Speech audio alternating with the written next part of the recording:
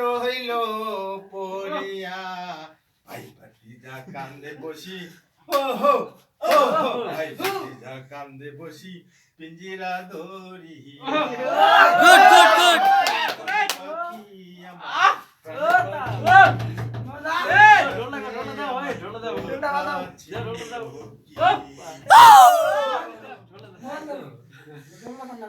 সুমন দা একটা কথা কই, হ্যাঁ সবের মধ্যে সাপোর্ট তোমার আর আমারই করছে, বুঝছো? আমাদের যত লোক আছে তোমাকে আর আমাকে সাপোর্ট করছে।